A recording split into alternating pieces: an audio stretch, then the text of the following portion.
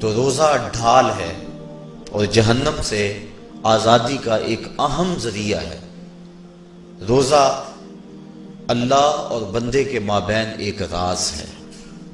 روزہ نور ہے، ضیاء اور روشنی ہے، اور آقا کریم صلی اللہ علیہ وآلہ وسلم نے روزے کی فضیلت بیان کرتے ہوئے ارشاد فرمایا کہ ہر شے کی کوئی زکوٰۃ ہوتی ہے، انسان کے جسم کی زکوٰۃ روزہ ہے۔ اگر روزہ رکھے گا تو جسم زکوٰۃ ادا کرے گا، جس طرح زکوٰۃ سے مال پاک ہوتا ہے، روزے سے جسم پاک ہو جاتا ہے۔ اور روزہ ویسے بھی انسان کے لیے شفا کا پیام ہے۔ فرمایا کہ سحری کھایا کرو، چونکہ سحری کے کھانے کے اندر بھی اللہ نے برکت رکھی۔ تو یہ ماہ صیام اپنے دامن میں برکتیں لے کر، رحمتیں لے کر نازل ہوتا ہے۔ اس کا پہلا حصہ رحمت، درمیانی حصہ مغفرت، اور آخری حصہ جہنم سے آزادی کا مجدہ جاں فضا ہے۔ حدیث میں آتا ہے کہ اللہ نے میری امت کو رمضان المبارک کے روزے کے حوالے سے 5 چیزیں ایسی عطا کی ہیں جو اس سے قبل کسی امت کو نصیب نہیں ہوئی۔ ایک تو یہ کہ رمضان المبارک کے اندر روزہ رکھنے والے کے معدے سے جو بو نکلتی ہے، اللہ کو وہ مشک سے زیادہ محبوب ہے۔ دوسری بات کہ جب ماہ صیام آتا ہے تو شیاطین کو جکڑ دیا جاتا ہے۔ تیسری بات کہ روزے دار جب تک روزے میں رہتا ہے، فرشتے اس کے لیے مغفرت کی دعائیں کرتے رہتے ہیں۔ اور چوتھی بات، جب ماہ صیام کی آخری رات آتی ہے تو اس کے سارے گناہوں کو بخش دیا جاتا ہے اور اس کو جہنم سے آزادی کا پروانہ مل جاتا ہے۔ بلکہ ایک صحابی نے حضور سے عرض کی کہ آقا کریم، جو یہ جہنم سے آزادی کا پروانہ مومن کو ملتا ہے تو کیا یہ لیلۃ القدر کی رات ہے؟ تو آقا کریم نے فرمایا نہیں، جب مزدور اپنی مزدوری مکمل کرتا ہے، جب اس کی دہاڑی پوری ہو جاتی ہے تو پھر اس کو اس کا مالک کچھ دیتا ہے، تو یہ جو اس کو بخشش اور مغفرت کا مجدہ جاں فضا دیا جاتا ہے، یہ اس کی مزدوری ہے۔ اور فرمایا کہ جو لیلۃ القدر کی برکتیں اس کو حاصل ہوتی ہیں، یہ اس کے علاوہ ہے۔ اور یہ اللہ تعالیٰ جل شانہ نے خاص کرم نوازی فرمائی بندہ مومن پر کہ اس کو یہ بابرکت رات عطا فرمائی۔ اور 5ویں فضیلت جو اس کو دی گئی، روزہ دار کو اور حضور سے قبل جو امتوں میں لوگ روزے رکھتے تھے، یہ فضیلتیں ان کو نہیں عطا کی گئی۔ جنت کو پورا مومن کے لیے آراستہ و پیراستہ کیا جاتا ہے۔ حضرت ابو ہریرہ رضی اللہ تعالی عنہ سے ایک روایت مروی ہے جس کو امام بخاری اور امام مسلم نے روایت کیا کہ آقا کریم علیہ السلام نے ارشاد فرمایا، قال اللہ عز وجل، اللہ جل شانہ ارشاد فرماتا ہے، کل عمل ابن آدم لہو، ابن آدم کا ہر عمل اسی کے لیے ہے، الا الصوم فانہ لی، ہاں مگر روزہ ہے جو وہ میرے لیے رکھتا ہے، وانا اجزی بہ، اور اس کی جزا میں اسے دوں گا، والصیام جنۃ، اور صیام روزہ ڈھال ہے، فاذا کان یوم صوم احدکم فلا یرفث ولا یصخب، فَإِن صَابَّهُ أَحَدٌ أَوْ قَاتَلَهُ فَلْيَقُلْ إِنِّي صَائِمٌ إِنِّي صَائِمٌ وَالَّذِي نَفْسُ مُحَمَّدٍ بِيَدِهِ لَخُلُوفُ فَمِ الصَّائِمِ أَطْيَبُ عِندَ اللَّهِ مِن رِّيحِ الْمِسْكِ لِلصَّائِمِ فَرْحَتَانِ يَفْرَحُهُمَا إِذَا أَفْطَرَ فَرِحَ بِفِطْرِهِ وَإِذَا لَقِيَ رَبَّهُ فَرِحَ بِصَوْمِهِ۔ تو فرمایا کہ جب کوئی شخص روزہ رکھتا ہے تو اس کا یہ عمل اللہ کے لیے ہے اور اللہ تعالیٰ اس کی جزا دے گا۔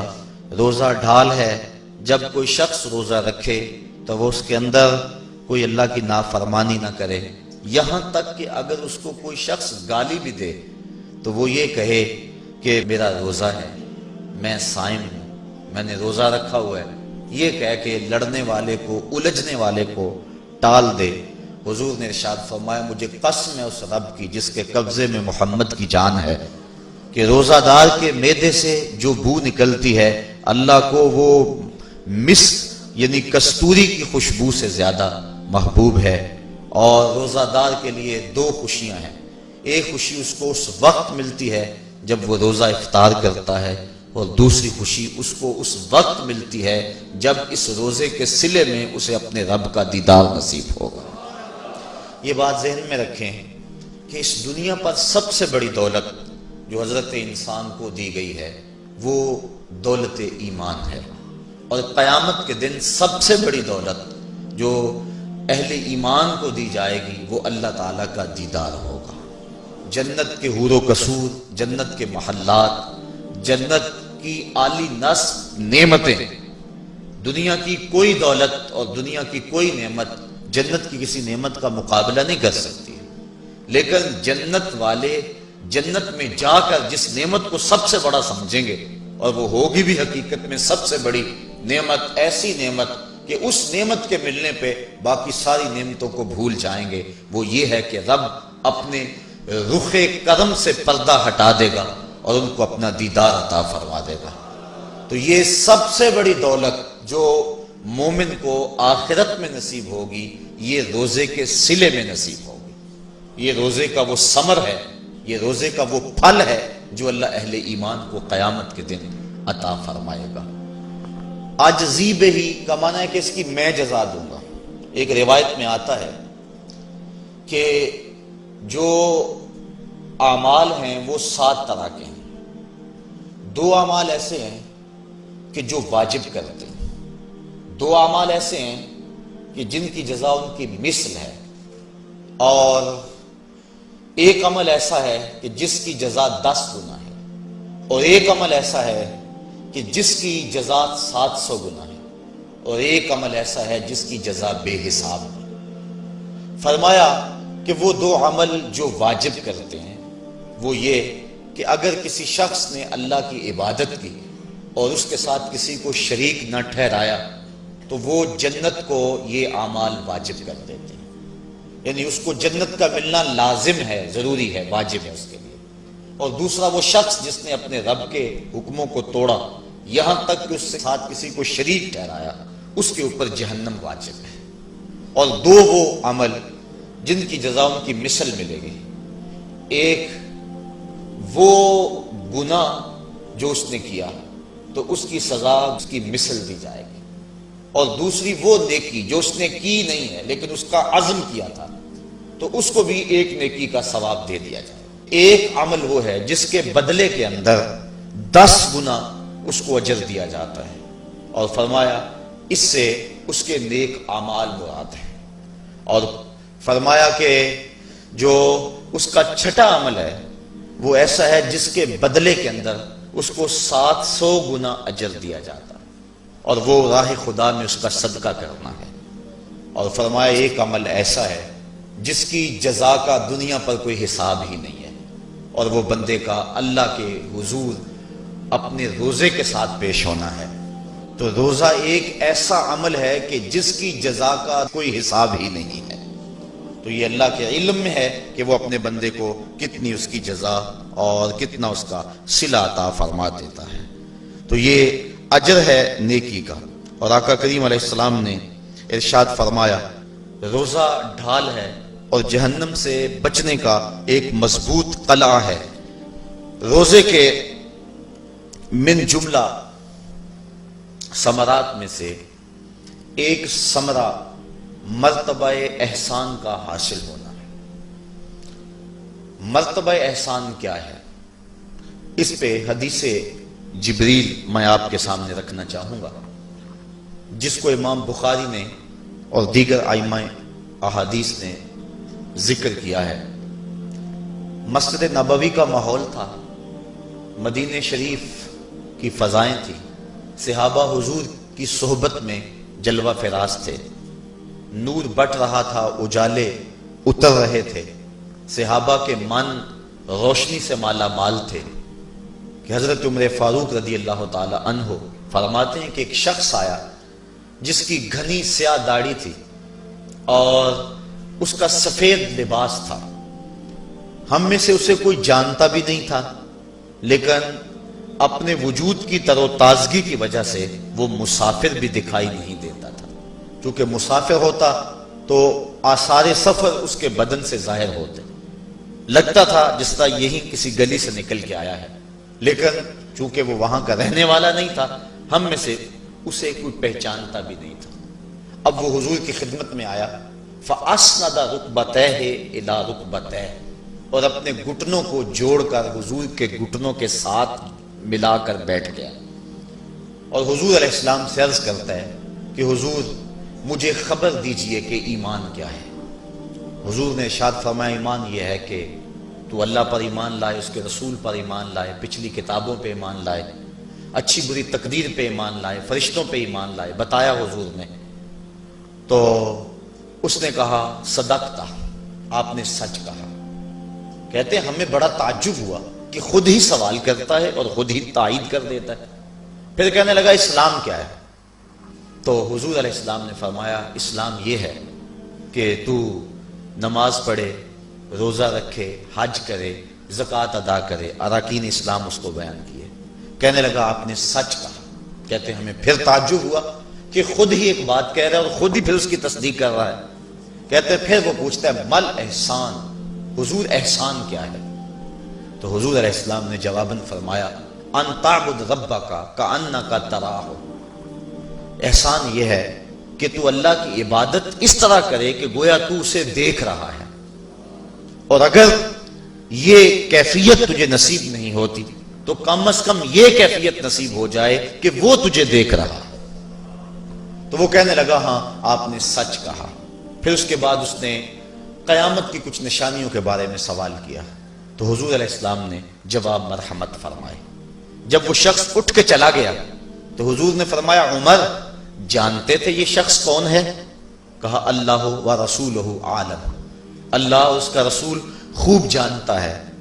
فرمایا ھذا جبریل، یہ جبریل امین تھا اور تمہیں تمہارا سکھانے کے لیے آیا تھا۔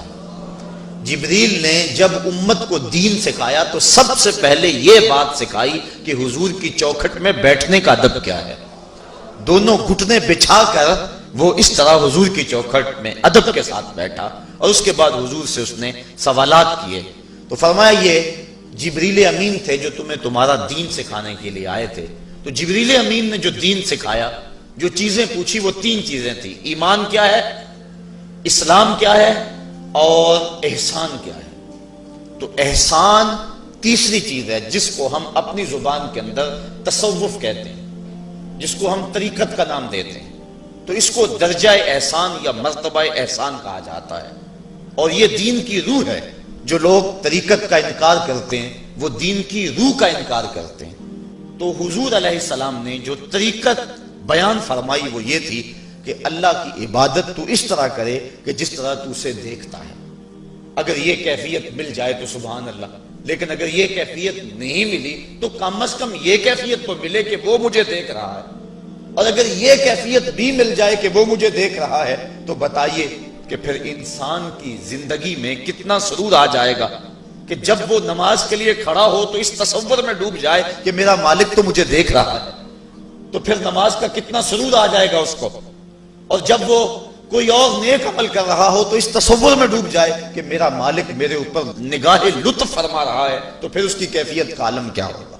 تو پہلی کیفیت کہ تو اسے دیکھ رہا ہے۔ حضرت علی المرتضیٰ رضی اللہ تعالی عنہ سے کسی نے پوچھا جس رب کی عبادت کرتے ہو کیا اس کو کبھی دیکھا بھی ہے؟ تو حضرت علی المرتضیٰ نے جواباً کہا لم اعبد ربا لم اراہ، اے صاحب کبھی کبھی کی بات کیا کرتا ہے، علی تو اتنی دیر تک سجدے سے سر ہی نہیں اٹھاتا جب تک اس کے جمال جہاں آرا سے فیض یاب نہیں ہو جاتا۔ حضرت داتا گنج بخش علی حجویری علیہ رحمہ کشف الماجوب کے اندر ایک حدیث نقل کرتے ہیں کہ حضور علیہ السلام نے ارشاد فرمایا کہ فاقہ کشی اختیار کرو اور بھوک اور پیاس برداشت کرو، ممکن ہے کہ اس دنیا کے اندر تم اپنے دل کی آنکھوں سے اپنے رب کا مشاہدہ کرو۔ تو یہ جو مرتبہ احسان ہے، جو مومن کا مقصود ہے، وہ اس کو حاصل ہوگا روزہ رکھنے سے۔ اور اگر چلو کسی روزہ دار کو یہ کیفیت نہ ملے کہ وہ اپنے رب کے جمال جہاں آرا کو دیکھ لے، اس کے جلووں کو دیکھ لے، اس کے دیدار کی دولت سے مالا مال ہو جائے، اس کا دل اس کی محبت میں ایسا ڈوبے کہ وہ جدھر دیکھے اسی کے جلووں کو ہی دیکھتا چلا جائے۔ اگر روزہ دار کو ایسی دولت نہ بھی نصیب ہو تو کم از کم روزہ دار کو یہ دولت تو ضرور ملے گی کہ وہ اس احساس میں ڈوب جائے گا کہ میرا رب مجھے دیکھ رہا ہے۔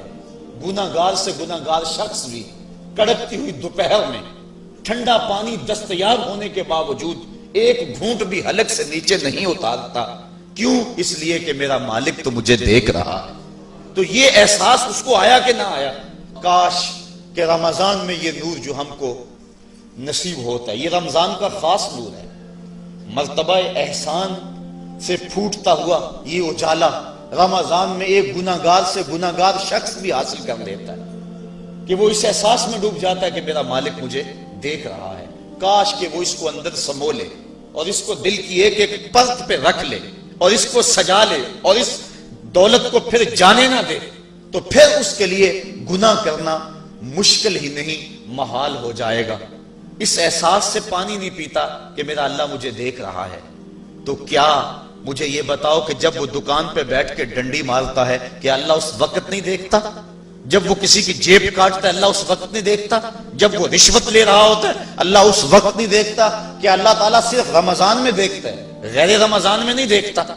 تو یہ احساس کاش کہ اس کے ساتھ لگ جائے کہ میرا مالک مجھے دیکھ رہا ہے، تو پھر گناہ کرنا مشکل ہی نہیں ناممکن ہو جاتا ہے۔ 7ویں کوٹھڑی میں جب سارے دروازے بند کر کے بت کے اوپر موٹا کپڑا ڈال کے زلیخا بولی ہے تالک یوسف اب آ جاؤ نا، اب تو کوئی نہیں دیکھ رہا ہے، تو یہی احساس تھا جس نے روشنی دی۔ قال معاذ اللہ، کہا اللہ کی پناہ، تو اپنے معبود سے موٹی چادر ڈال کر چھپ گئی، لیکن میرا خدا تو 7ویں کوٹھڑی میں بھی دیکھ رہا ہے۔ پھر اتنی روشنی برسی، اتنے اجالے اترے کہ گناہ کیا، گناہ کا تصور بھی محال ہو گیا۔ تو یہ یقین، یہ اذعان کہ میرا مالک مجھ کو دیکھ رہا ہے، انسان کے لیے گناہ کو مشکل ہی نہیں ناممکن بنا دیتا ہے۔